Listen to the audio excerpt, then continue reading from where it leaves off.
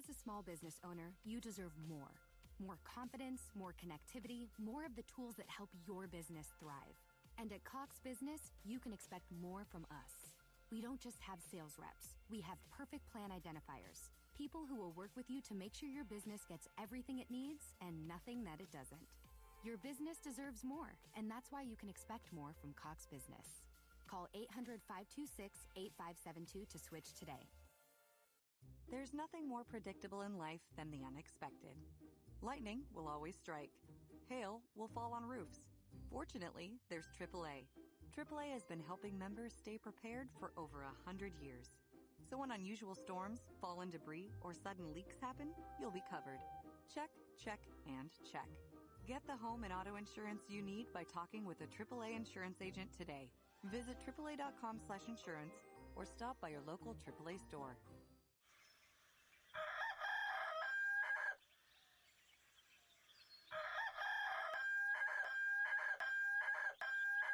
If you prefer real mornings, shouldn't you have a real breakfast? At McDonald's, we get real about breakfast. That's why you can have a savory sausage biscuit with delicious hash browns for only $1.50. It's time to wake up breakfast. Single item at regular price. Prices and participation may vary. Cannot be combined with any other offer or combo meal.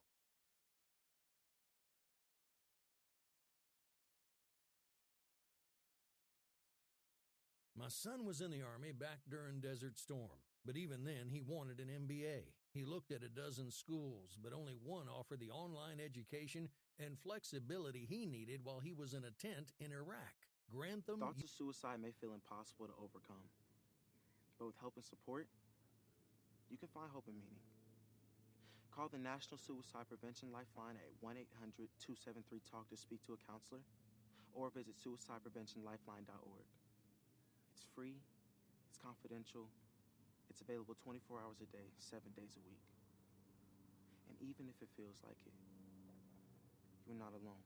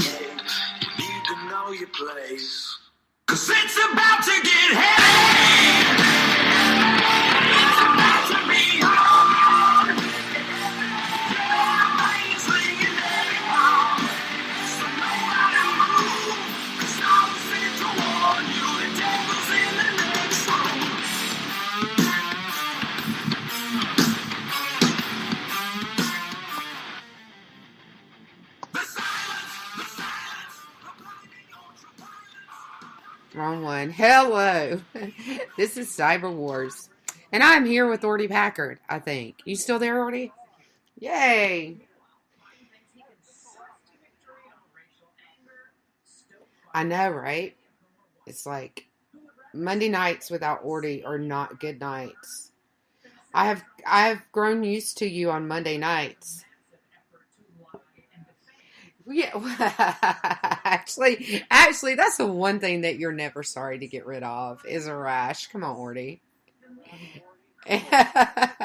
Or something like that. I'm doing pretty good. What? What about now?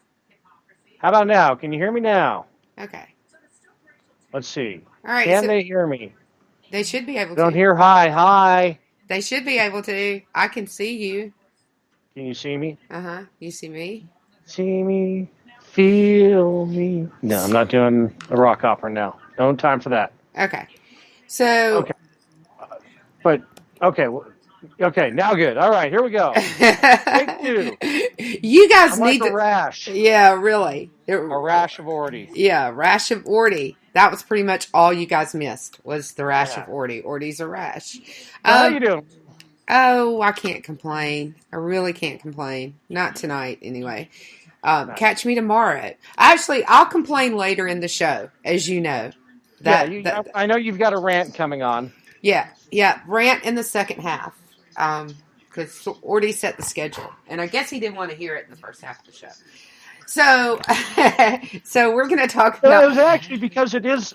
I mean, it's like we talked about. It's what you actually wrote a paper on. So I figured that way we could have the whole second half of the hour to deep dive on it. And yeah, and not just a paper, but the final paper. Final projects. Nice. So I've done a little bit of research on this.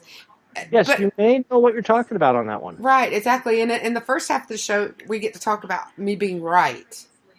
So let's talk about that first. I want to talk Let's talk about you being right. Sure. You know what? Yeah. Okay. You're talking about the Nork hackers. Yes, the Norks, as you call them, which I actually like that name for them a lot. Norks is perfect. Yeah, the Norks. Okay, so there's been a lot of fraudulent credit card activity from North Korea that researchers have attributed to the Hidden Cobra group that were using, if you remember us talking about it last week, MageCart exploits. And in this particular case, the North Koreans, and they finally attributed it to the North Koreans, the point where Lou was right is that she has spoken about over the last several weeks when we've talked about MageCart and Maze malware, how they haven't attributed it to a state actor, but it feels state actory, that she thought it was the Norks. And in this latest report coming out, this one's from Bleeping Computer, these MageCart attacks have been directly attributed to North Korea because the data that was exfiltrated and the data that was used, in North Korea. So this isn't like a false flag. This was actual, the fraudulent credit card usage was coming out of North Korea. Right. And so, and that was, and it just felt like a state actor to me. And Maze also very much feels like a state actor to me. I think that Maze is going to end up either being China or Iran or a combination of the two. I'm really kind of leaning toward Iran on that one. But yeah, I definitely felt like this was a state actor, and it kind of felt like North Korea. So I was really glad. I mean, I'm not glad they're doing it, obviously, but I was happy to find that I wouldn't have, doesn't really matter who, but that they attributed it to someone and they know where it's coming from. Yeah, the websites that were exploited using the MageCart, the victims include, and there were dozens of them, but just hitting the biggest ones, were Accessories Giant Claire's, Wong Jewelers, Focus Camera, Paper Source, JIT Truck Parts, CBD Armory, Micro Battery, and Real Chems. Yeah, and were the biggest websites that they used the MageCart exploit. And you're gonna get almost every household in the world, or at least in the U.S. when you get Claire's, because every mom and little girl loves that place, right? And they're in every mall almost. And I have bought from JIT's Truck Parts. So yeah. So they captured a lot of credit card information, like a lot.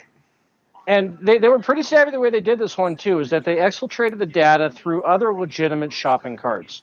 Like their first attack, they went through an Italian model agency, the Lux Model Agency, and then another time they went through a bookstore out of New Jersey, and then another time out of a vintage music store in Tehran.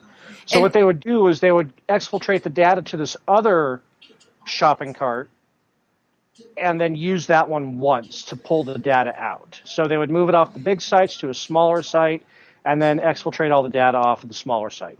Yeah, so they were dumping it. They were exfiltrating it from one server and dumping it on another as a middleman to. And it probably wouldn't even look janky because they would be using common sidebar ads. They'd be using common Google Analytics ads, so they can move them through that way without.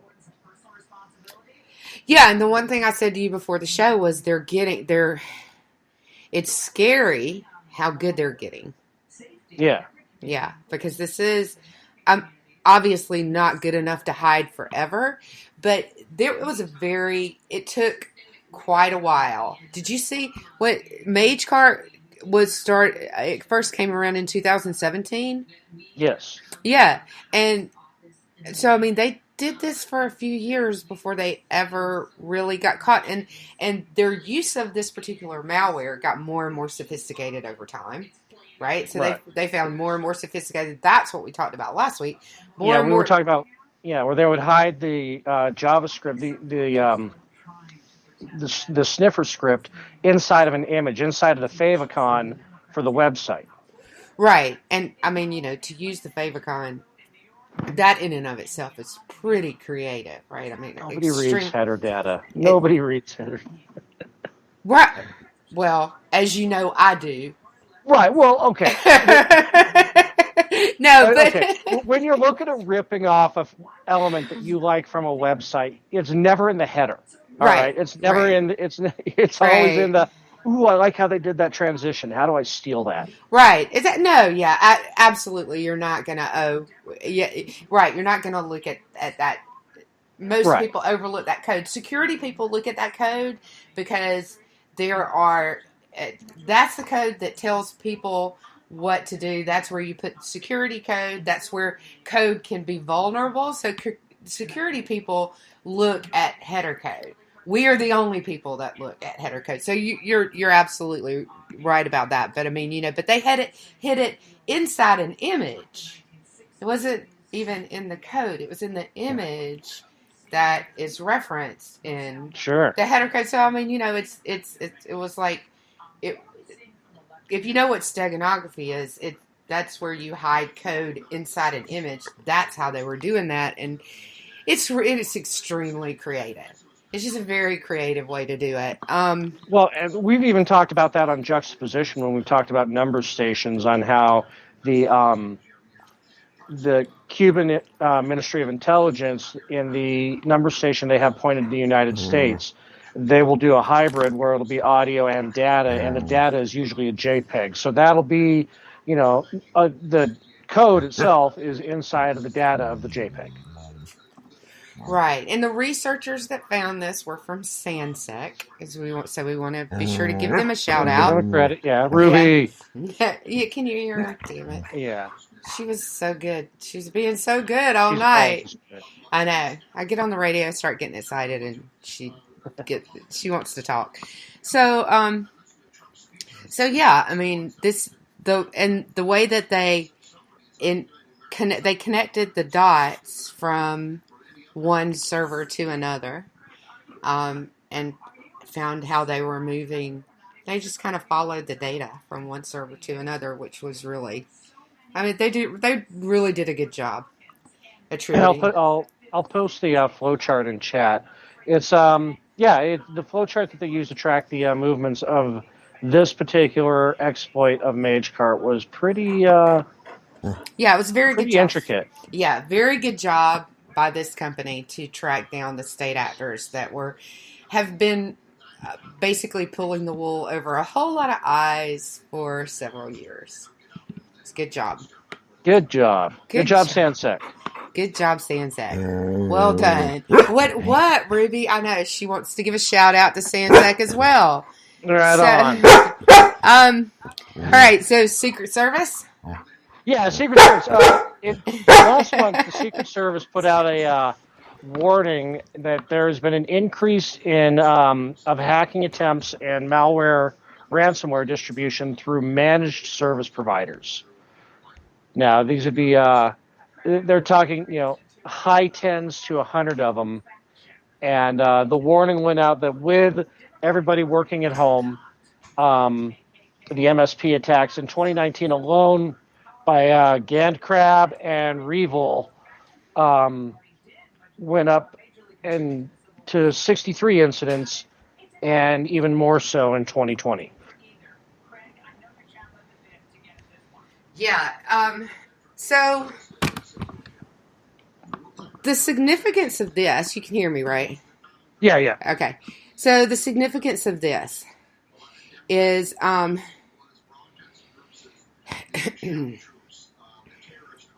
this is how they This is hacking cloud computing. yeah, Yeah. this is how state actors they get to a lot of intellectual property. They can target a service provider that they know is used by a target and exfiltrate a lot of information for that. And the interesting thing about this is that it came from the Secret Service. Yeah, and this was even the second notification. The first notification last year came out from the National Cybersecurity Communications Integration Center in October of 2018. And some of them still hadn't fixed their shit. Yeah, and then for the Secret Service to be the one to follow up on it. So it's not from the FBI, and it's not from CERT, and it's not from Cyber Command. It's not from NSA. It's not from so it's really your usual players. It's from Secret Service.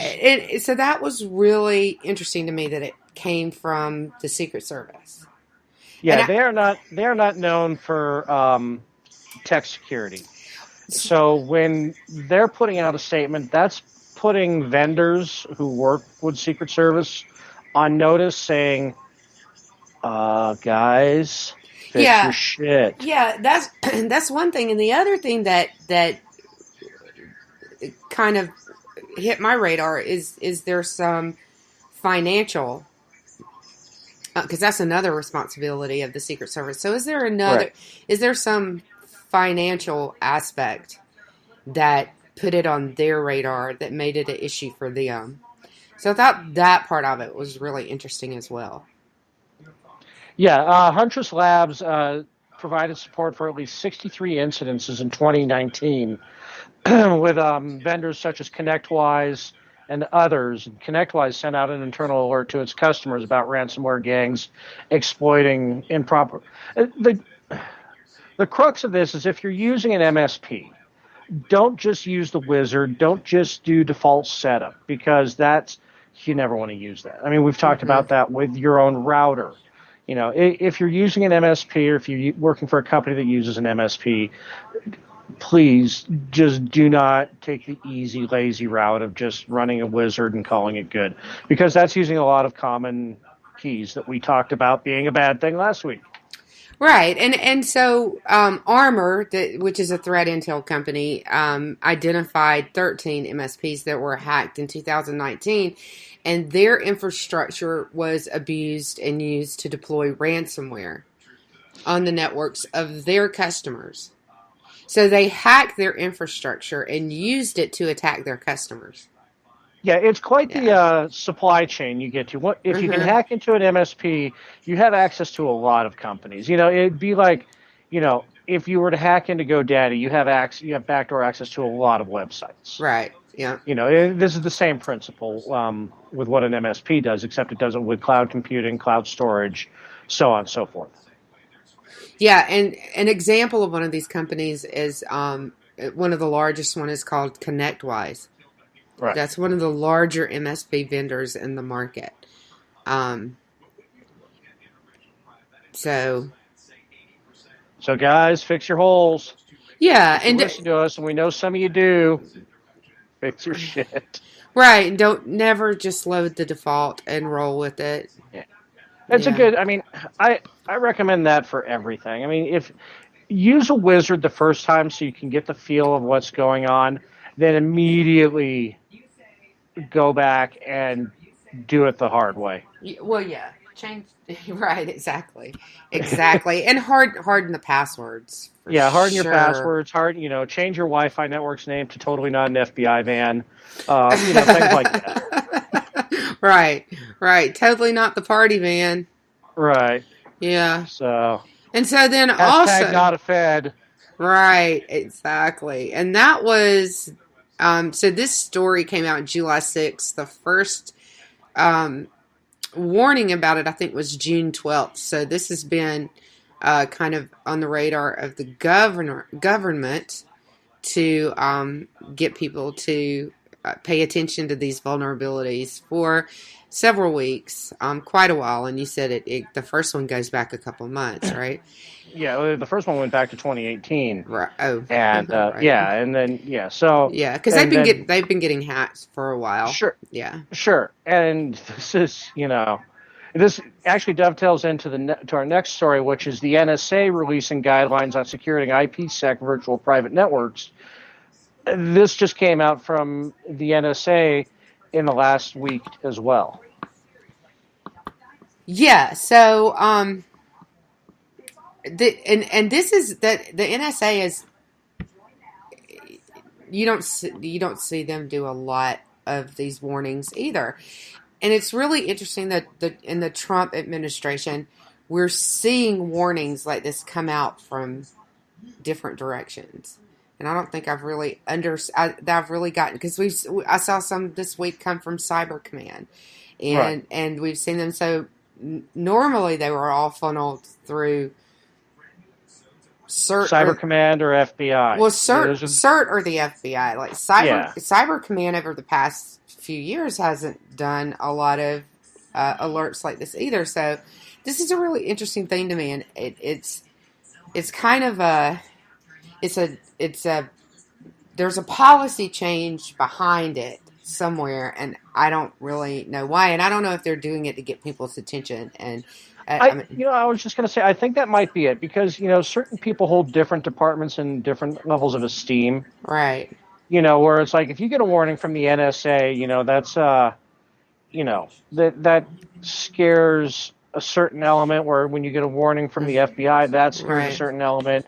Secret Service, it's like you said, Secret Service is financial end of it too. Right. So that, scares, financial end of it. So everybody has their, the military minded are going to listen to, Cyber Command and, all these different reports coming from different agencies that you usually don't get warnings and reports from is kind of like saying, okay, you know what, we're just going to blanket everybody's fetish here and make sure everybody knows to harden your shit. Right. You got some people working at home, harden your shit. Well, and that might be what this, because we've talked about previously the vulnerabilities with virtual private networks and private virtual private networks that companies use to actually remote directly into the network infrastructure of the company. So that might, you're right, that might be part of it.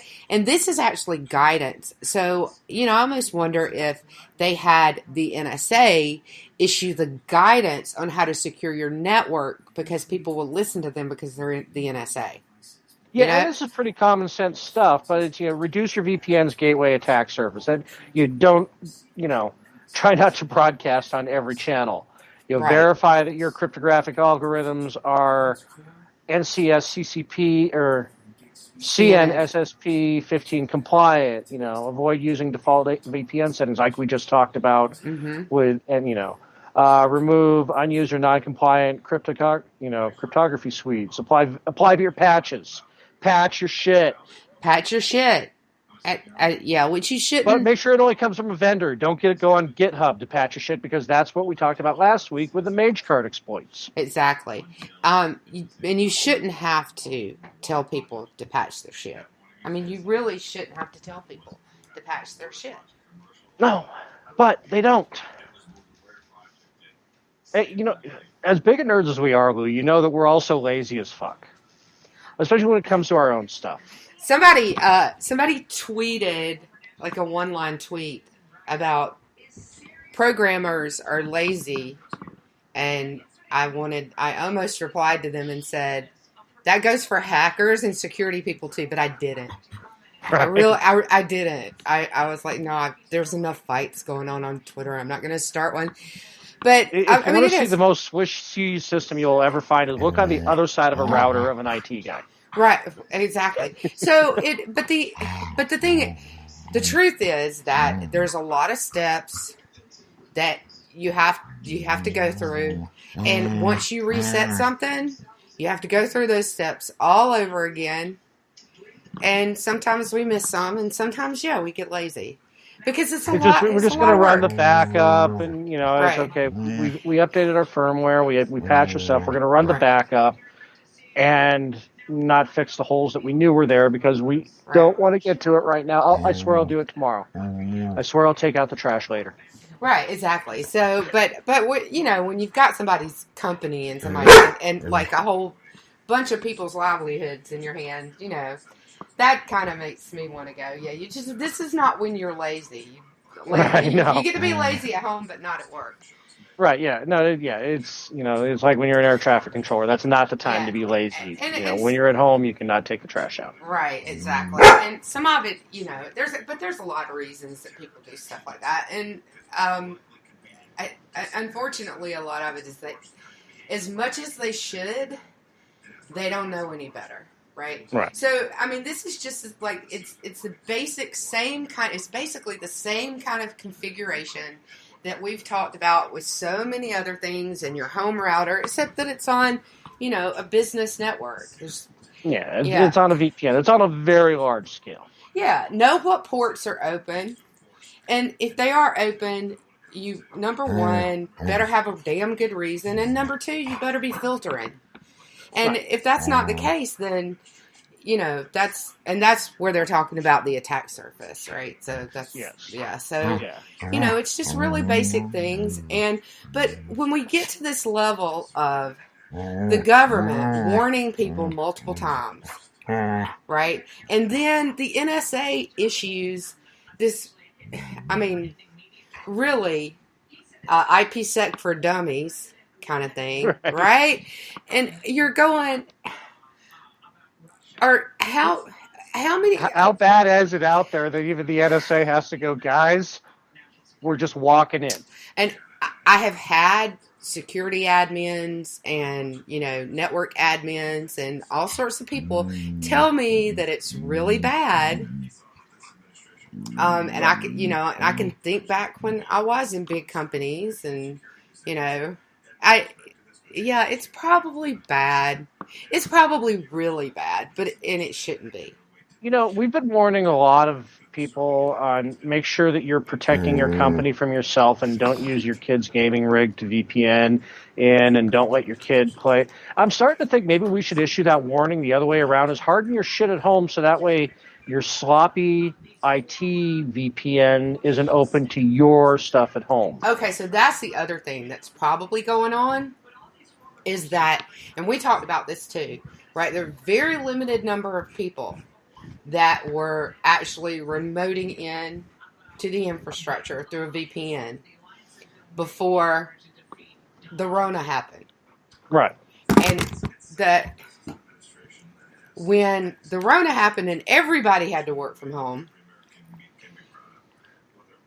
it opened up that when you talk about an attack surface it just blew up. And they're basically punching holes in firewalls all over the place, and with people that weren't set up, and they just threw remote desktop at them and opened a bunch of holes for them to get through. Here's TeamViewer. Good luck. Yeah, and it is. I can think through it in my head. It would take me a couple of hours to even go through all the possible horrible things that I think could be going on. But I bet that has a lot to do with what's going on. Sure. Right, and all of these, because I've seen these types of warnings we've seen them from the NSA, the Secret Service, Cyber Command.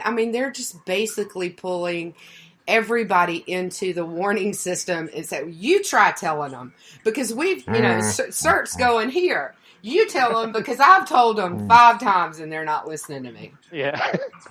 Yeah, I can see NSA or Secret Service saying, hey, could you say something to this vendor of ours? He's like, no. I've told them. I've sent them a detailed memo. I've sent them pages, reams of information on how to fix their stuff. They just won't do it. You tell them. Yeah. And finally, they're like, let's have the NSA tell them. Right. Because then they'll know we're watching them. Right. Right? Yeah. So, exactly. All right. Yeah, and like you said, for the NSA to put out ITsec for Dummies, that's just... Right. The administrative assistants at the NSA are laughing. Right. Right. I mean, that's my take on it. I don't know. Anyway, let's take a break real quick, Ordy. We'll be right back. Shut up, Ruby. Like a river, like a river, like a river, like a river, like a river. Shut your mouth and run me like a river. How do we fall in love? Harder than a bullet could hit ya. How do we fall apart? Faster than a hairpin trigger. Don't you say, don't you say, don't say, don't you say. One breath, it'll just break. So shut your mouth and run me like a river. Shut your mouth, baby, stand and deliver. Holy hands, pulling, make me a sinner. Like a river. Like a river, shut your mouth and run me like a river. My son was in the Army back during Desert Storm, but even then he wanted an MBA. He looked at a dozen schools, but only one offered the online education and flexibility he needed while he was in a tent in Iraq. Grantham University. Turns out that Grantham's been delivering affordable, relevant college and advanced degrees for over 65 years. Heck, if they can deliver a quality education to a soldier in a tent overseas, think about the flexibility Grantham can offer you so you can earn your degree too. It doesn't matter how complicated or full your life is, if getting a degree is on your bucket list, you'll want to do what my son did. You'll want to call Grantham. Find out how easy it is to get started on your education so you can check that college degree off your bucket list. Call Grantham right now, 800-910-1370. That's 800-910-1370. Flexible, affordable, relevant. Call 800-910-1370. Tired of paying outrageous prices for Viagra? Well, we have great news for you. Now you can finally get Viagra at huge discounts. Healthy Man allows you to save up to $500 on Viagra. Why pay U.S. pharmacy prices of $15 per pill or more when you can get Viagra for less than $3 a pill? Call today and get 40 Viagra pills for only $99. This can cost as much as $600 at your local pharmacy. You can't afford not to call us. If you want Viagra at the lowest prices, never pay $15 a pill pharmacy prices again. Get Viagra for less than $3 a pill. Call 1-800-516-7602 today and save up to $500 and get 40 pills for just $99. Healthy Man is fast, easy, and affordable. Operators are waiting at 1-800-516-7602 to take your call right now. Call 1-800-516-7602. That's 1-800-516-7602. Again, 1-800-516-7602. Attention business owners and independent contractors. This is a money-saving message from Tax Mediation Services. If your business owes $20,000 or more in taxes, we can help you today, right now. Listen, dealing with the IRS is no picnic. It's an intimidating and extremely stressful process, and you don't want to go it alone. Our attorneys know every law, every tax break, and every possible opportunity to help you resolve and reduce your tax debt. And if you owe more than $20,000, you may be at the top of their hit list. So don't take your tax debt lightly, because it will not go away on its own. The IRS can seize your bank accounts, your home, and even shut down your business. Call our tax experts today at 1-800-783-0810 and let us deal with the IRS while you focus on your business. That's 1-800-783-0810. Again, that's 800-783-0810.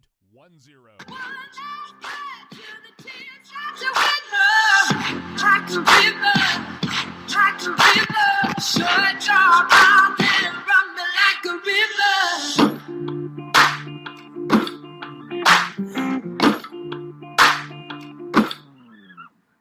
Tales of an endless ride.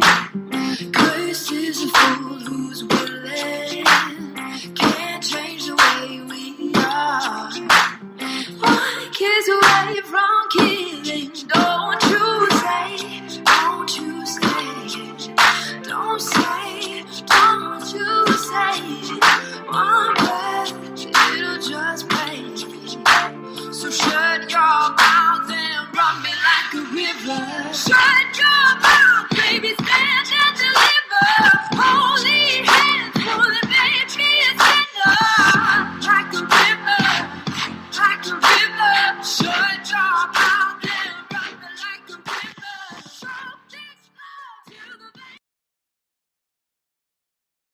Okay, I'm back.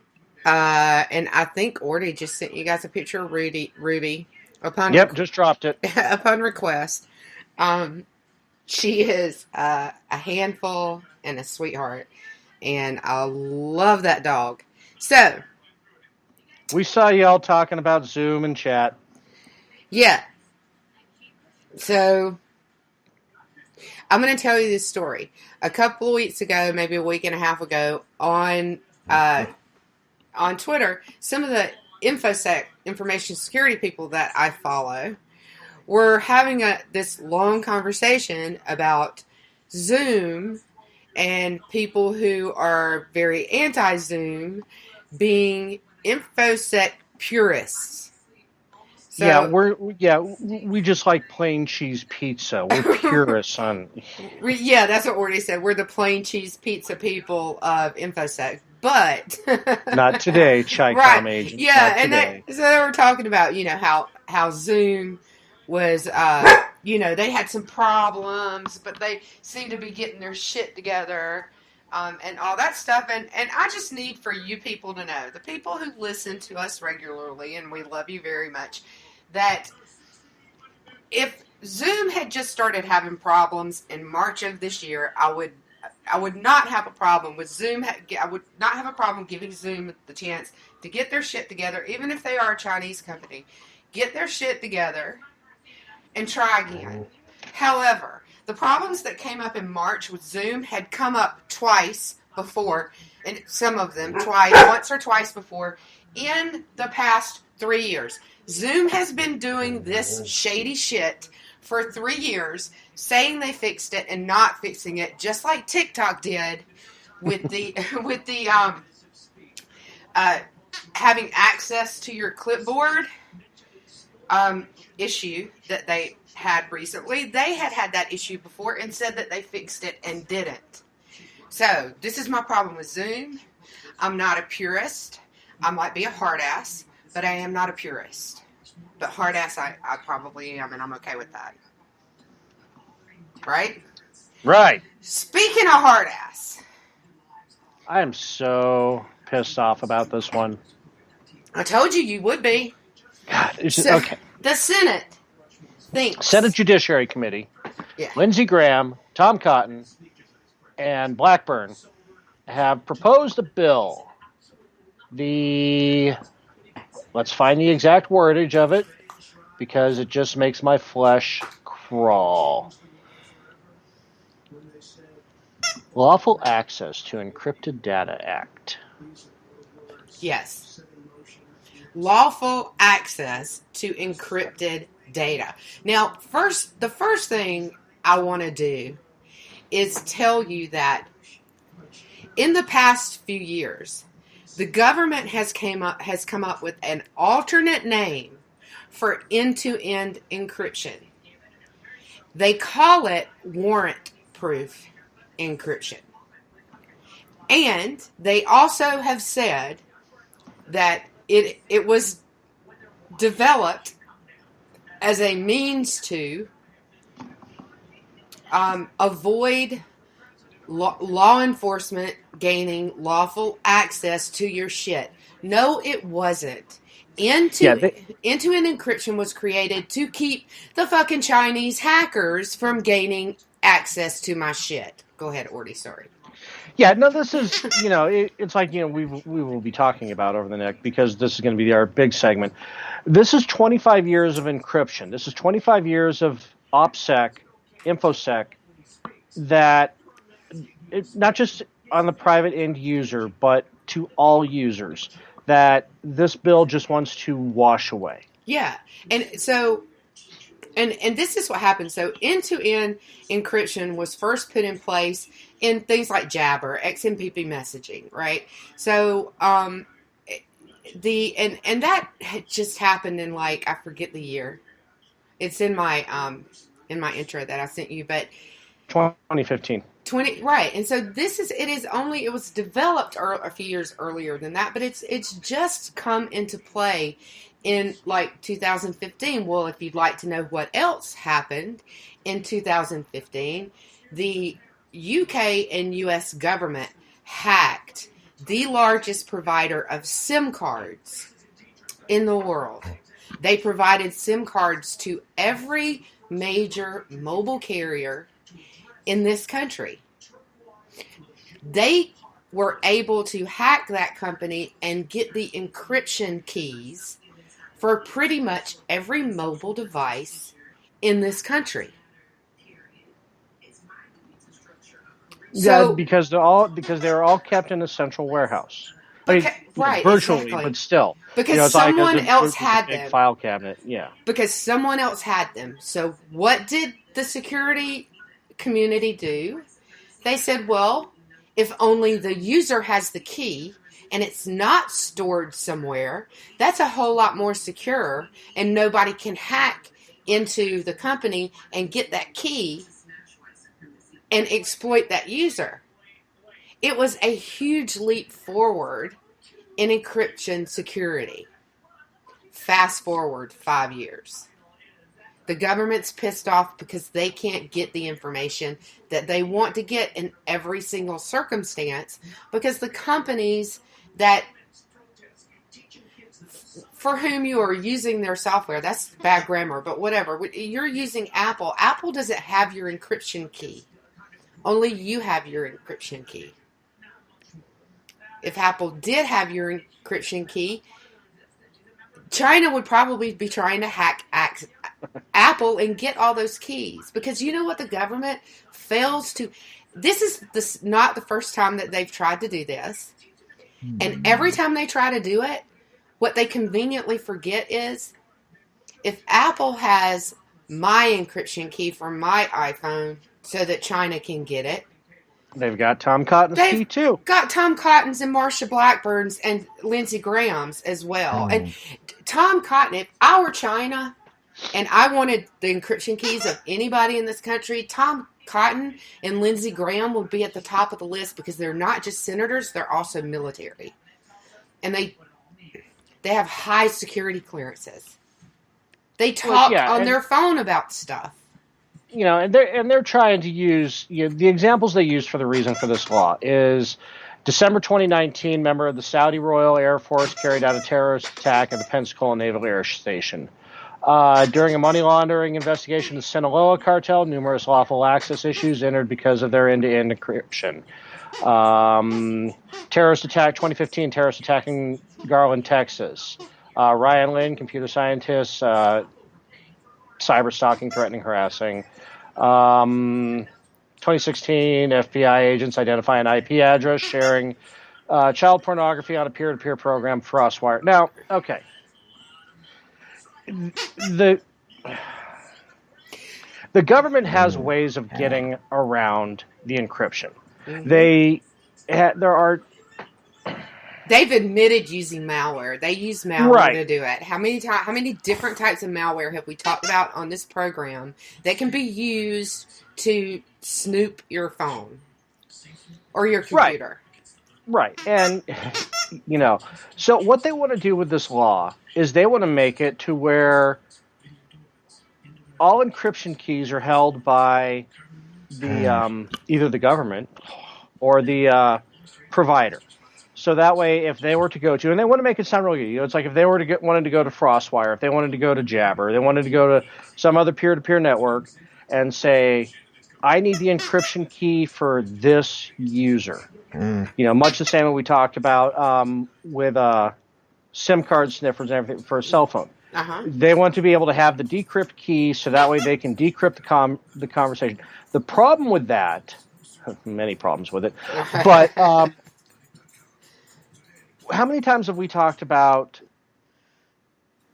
the government getting hacked, IRS getting hacked, and, various federal agencies, HR departments getting hacked, to where, all of their employee information gets released out into the water supply. So now they want to make it so there's a central clearinghouse with all of these encryption keys, because nobody is as good as the United States. And obviously the North Koreans or the Chinese or the Iranians would never hack into this company that, just happens to have some security vulnerabilities And all of the encryption keys that are used by that company are now in the hands of a state actor. The parallels between the law that Tom Cotton and their Senate staffers just wrote with the Chinese national security law that everyone has been talking about how horrible it is, they're not that different. These two laws are not that different. So basically, they've created Tom Cotton, Marsha Blackburn, and Lindsey Graham have created a law that is more like the law of the CCP than any other law that I researched. That's any other encryption law in the world. And when the UK tried to do something even close to this, and it was not this bad, because what the UK said is that we are going to ask companies to, if possible, provide us access to this information. But this bill says you are going to, and if you don't, we're holding you in contempt of court. Yeah, they are going to require that the service provider keep encrypt, decrypt keys. Yes, exactly. And like I said before, encryption keys have been hacked before. Having them on site, the point of end-to-end encryption is that no one has that key but you. You are the only one that has that key. To house it somewhere else increases the vulnerability of that key at least to a factor of 10, at least. Probably more, because, I don't do maths like that. No, that's actually a pretty conservative estimate. Yeah, so, yeah. Yeah, absolutely. It's a conservative estimate. So just the fact that someone else has that key makes it vulnerable.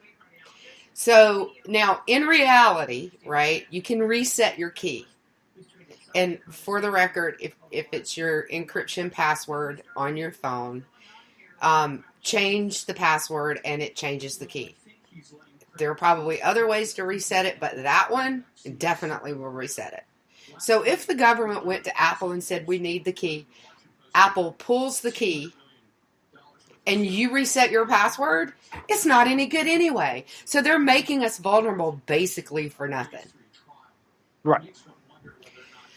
Yeah, and yeah, and the actual language of it being warrant-proof encryption, that should tell you all that you want to know right there. Is that yes. In a government that has completely abused the FISA courts. Well, and that's the other thing. The FISA court is one way that they can get this information. So, and it actually mentions FISA in there. And the last encryption bill that they tried also mentioned FISA in it. And these are the same people, Tom Cotton, Marsha Blackburn, and Lindsey Graham are the same people that have been raising Cain about FISA for how long? Right. And they're sitting there with the unclassified information that we can't even get about how many times the FBI lied to the FISA court. And they're sitting there with that information, and they had the audacity to mention FISA in this bill. Sure. And, this kind of goes, we talked about it before the show, too, on how lawyers know more about tech than politicians. And that's bad. Lawyers know more than judges, and judges know more than politicians, and even more than politician staffers, and that is sad. So when you see something like this come from people who were lawyers,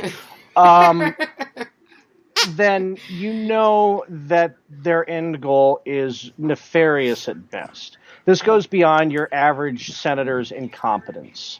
Yeah, and so to give them at least some degree of a benefit of doubt, there are situations where I would be in favor of some sort of system to get into someone's phone or into their encrypted data somehow. But this ain't it, first of all. And this is me having an understanding for, I took an entire course just on encryption.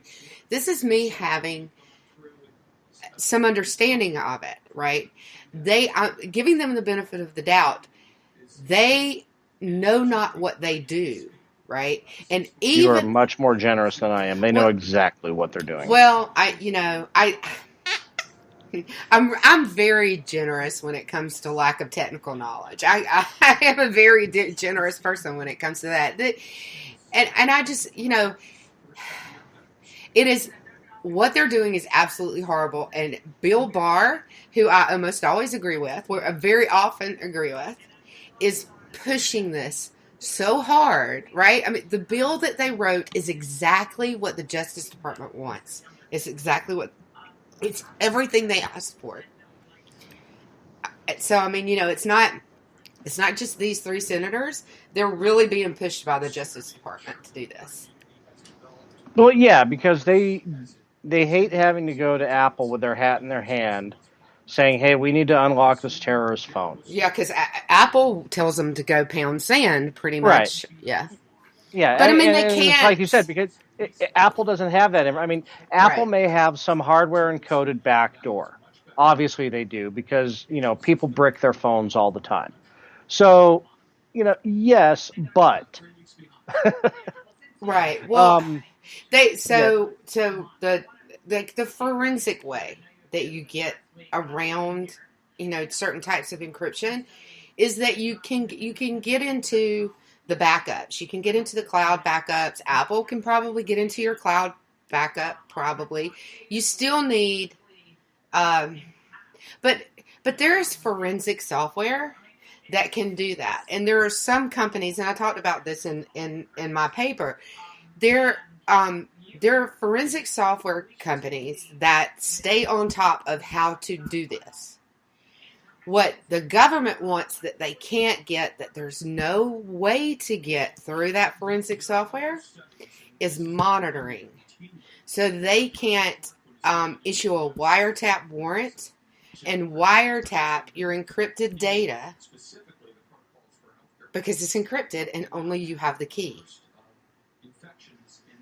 But again, they fail to comprehend the risk and of doing that is that every other country can get into their phones, the phones of people in the military. And I know that they say, you don't talk about classified things on a non-classified, on your personal phone, but they do.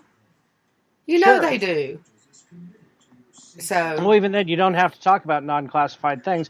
You have a non-classified calendar. You have non-classified email. You have non-classified lots of things that show your habits and behavior. And on top of all of this, anyone who is really trying to hide their communications and what they're talking about has many other tools to use that have no connection with our government whatsoever, are encrypted end to end, and the government could have access to every other application on your phone, and they'd have no idea what you were saying in that one application that you're using to hide your shit. So if they do this, the criminals that they're trying to track are going to move to encrypted communications that are headquartered in Germany, or like the one I use in Switzerland,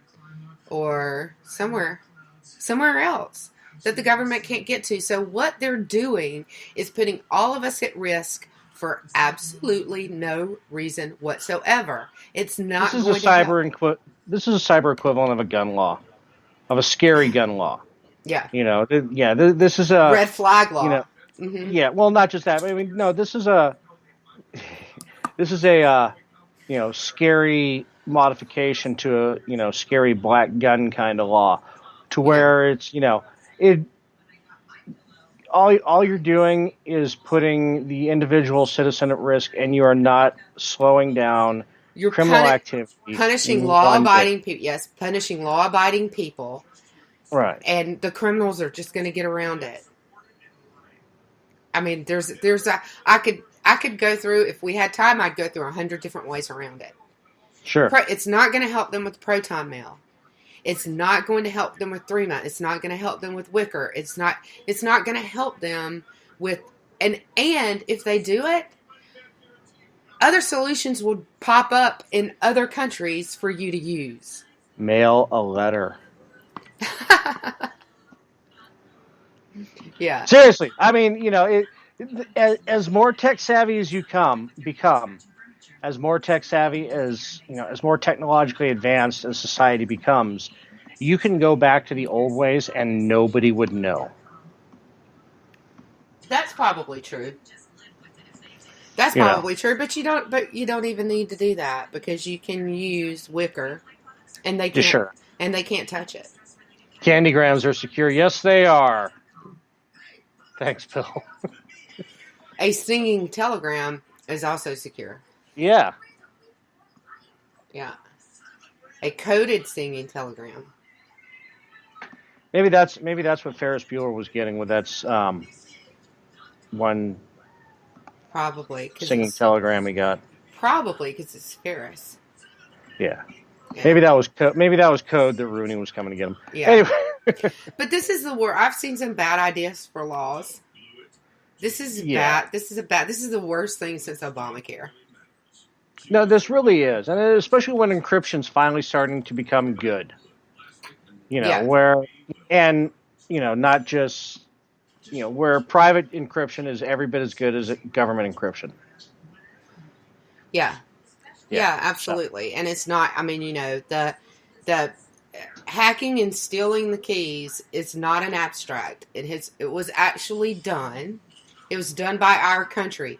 So to say that they don't know that it's possible would be ridiculous. Because you did it. You did it. You know it's possible because you did it. So right. So that's insane. So a little birdie told me. I've worn myself out talking about this, but I think we've pretty much beat that horse to death at this point. We have. Yeah. But since I'm here and saying this, call your senator and tell them not no, but he'll fucking know. See, I think I'm safe on this one because, no, actually my senator's a fucking cop, so yeah, I better call. But yeah. Right, exactly. Yeah, she held exculpatory evidence that would have gotten somebody off death row. Of course, she would be all for this law. I'm sure. Yeah, that's and that would be Kamala Harris that you're talking about with the yes, it would. Yeah, exactly. So, and the last thing I'm going to say about this is the courts are just going to shoot it down anyway, because they have shot this down over and over and over again. So if it's law, it's going to be law for a very short period of time. It only takes one, Slew. Well, that's true. So, I hear a little birdie told me that you're going to be on Wednesday night. Yeah, I am. As far as I know, Dan is still essential and doesn't exist, so I will be on with Rick on Robinson and Horty, and then on Friday with Juxtaposition. Where are you going to be this week, Lou? Well, first, is Dan in witness protection now? Maybe. Okay. All right. I am going to be on Friday with my girls. And I'm producing the red wine Wednesday. So they'll be on, I believe. Yes. It's not a food bar week, so yes. Yes. And so, yeah, that's pretty much it for me. Good. All right. Well, all right. We appreciate you guys being in chat and joining us for the live show and anybody that picks it up after. We love you. We're looking at you, Tanzania. Yes, we're looking. Absolutely. And did you see the distribution for Juxtaposition? No. We have listeners in Tanzania. That is fantastic. Right? I friggin' love that. Yeah, no, Rick sent it to me. We had the highest numbers of USA and Canada, obviously. Then you had India, Tanzania ahead of Australia and UK. So that is fabulous. Huge in Tanzania. That is fabulous. All right, but we love you guys. Everybody that listens, don't forget to call your senator and tell them that act can't go anywhere because it sucks. And we'll see you here next week. Good night, everyone. Have a good one.